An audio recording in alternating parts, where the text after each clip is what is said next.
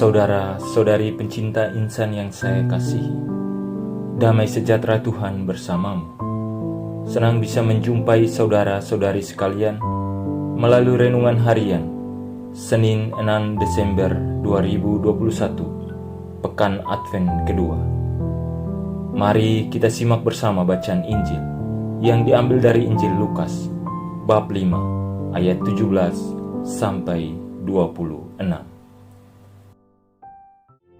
Pada suatu hari berpikir dalam hatinya, siapakah orang yang menghujat Allah ini?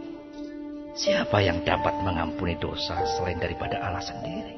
Akan tetapi Yesus mengetahui pikiran mereka, lalu berkata kepada mereka, Apakah yang kamu pikirkan dalam hatimu?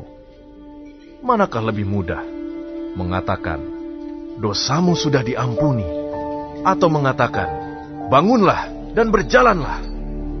Tetapi supaya kamu tahu bahwa di dunia ini Anak Manusia berkuasa mengampuni dosa.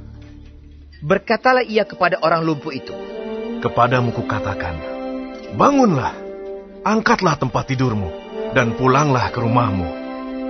dan seketika itu juga bangunlah ia di depan mereka. Lalu mengangkat tempat tidurnya dan pulang ke rumahnya sambil memuliakan Allah. Semua orang itu takjub, lalu memuliakan Allah, dan mereka sangat takut. Katanya, Hari ini kami telah menyaksikan hal-hal yang sangat mengherankan. Saudara-saudari, pada bagian terakhir bacaan yang baru saja kita dengar, penginjil Lukas melukiskan kekagumannya atas apa yang Yesus lakukan dengan mengatakan, hari ini kita telah menyaksikan hal-hal yang menakjubkan. Saya juga mau mengatakan bahwa hari ini kita telah mendengar hal-hal yang menakjubkan. Saudara-saudari, karya Tuhan tak pernah gagal untuk menyelamatkan setiap orang yang berusaha untuk terus percaya, yang terus berusaha mencari dan mencintainya. Kita mendengar bahwa si lumpuh yang disembuhkan oleh Yesus sejatinya tak bisa menolong dirinya sendiri. Ia disembuhkan karena dibantu oleh sesamanya yang oleh penginjil diidentifikasi dengan kata mereka. Mereka berusaha membawa dia masuk dan meletakkannya di hadapan Yesus. Mereka ini tidak diketahui persis siapa, berapa jumlahnya, kecuali bagaimana mereka ini berusaha agar si lumpuh disembuhkan. Usaha pertama mereka gagal karena banyak orang, namun mereka tidak putus asa. Mereka mencari jalan lain yang tentu saja tidak umum, yakni membawa si lumpuh masuk lewat atap rumah. Apa yang mau kita pelajari dari kisah menakjubkan ini? Tentu saja kita belajar bahwa usaha kita tidak jarang menemui halangan, namun kita tidak boleh putus asa. Inilah ciri-ciri dari beriman. Selalu ada harapan, selalu ada jalan keluar, selalu ada usaha sampai benar-benar bertemu dengan Tuhan dan kehendak-Nya. Iman seperti ini dapat diringkaskan dengan kata-kata Santo Agustinus. Jiwa kami tidak akan tenang sebelum beristirahat padamu. Santo Agustinus sendiri mengatakan hal ini karena selama pencarian ia menemukan bahwa sejatinya Tuhan menciptakan manusia untuk dirinya sendiri, untuk Tuhan sendiri. Ia mengatakan, Ya Tuhan, kini kami tahu bahwa sesungguhnya Engkau mencipta kami hanya untuk dirimu sendiri.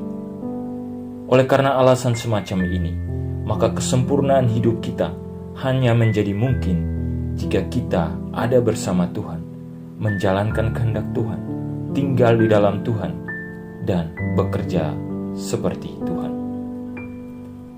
Saudara-saudari terkasih, selain kita mendengar kisah mereka yang membantu si lumpuh, ada juga kisah mereka yang menjadi penghalang, di mana mereka berusaha untuk menjatuhkan Yesus, yang mengatakan kepada si lumpuh, dosamu telah diampuni. Mereka menuduh Yesus sebagai penghujat Allah. Tuduhan ini pada zaman itu termasuk sebuah kejahatan serius crime. Konsekuensi hukumnya adalah hukuman mati. Dengan demikian, mereka ini tidak hanya menghalangi orang lumpuh untuk sembuh, tetapi berusaha untuk menghalangi semua karya baik Yesus. Namun tentu saja kita tahu bahwa tidak satu hal pun yang dapat menghalangi karya Tuhan. Semua rencana Tuhan pasti terlaksana. Untuk itu, yang perlu kita pelajari adalah jangan menghalang-halangi orang untuk datang kepada Tuhan. Kadang, kita tidak perlu berjalan di depan hukum. Kita perlu menempatkannya di samping. Karena rahmat Tuhan tidak boleh dihalangi oleh siapapun atau apapun. Saudara-saudari terkasih, hari ini, marilah kita terus membarah dengan kasih Tuhan dalam setiap usaha kita. Jadilah penolong bagi mereka yang tidak mampu. Jika tidak bisa menolong, janganlah jadi penghalang bagi mereka. Tuhan memberkati